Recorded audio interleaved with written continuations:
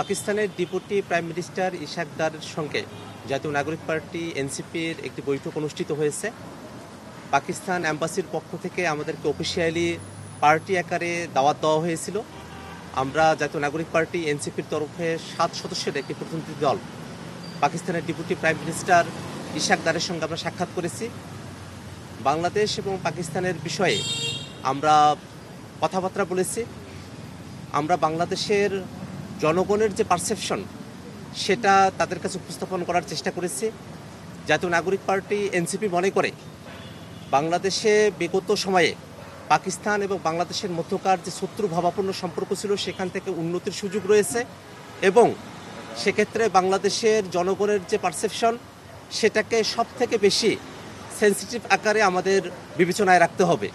আমরা মনে করি যে বাংলাদেশের সাথে পাকিস্তানের সম্পর্ক বৃদ্ধির ক্ষেত্রে যে কোনো ধরনের সম্পর্ক বৃদ্ধির ক্ষেত্রে অবশ্যই 71 ইস্যু 71-এর ইস্যুকে অবশ্যই ডিল করা উচিত। আমরা সেই প্রসঙ্গ তাদের কাছে উত্থাপন করেছি এবং বাংলাদেশের সাথে পাকিস্তানের শিক্ষায়, তারপরে অর্থনীতিতে এবং সংস্কৃতিতে যে সম্পর্ক উন্নয়নের জায়গাগুলো রয়েছে সেই জায়গাগুলোর বিষয়ে আমরা তাদের সঙ্গে কথাবার্তা বলেছি এবং একই সাথে সম্পর্ক উন্নয়নের ক্ষেত্রে কোনো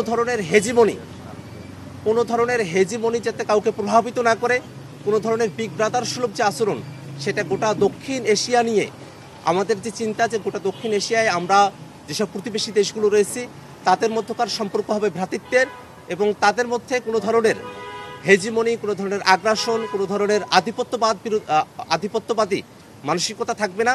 সেই বিষয়গুলো নিয়ে আমরা পারস্পরিক কথাবার্তা বলেছি।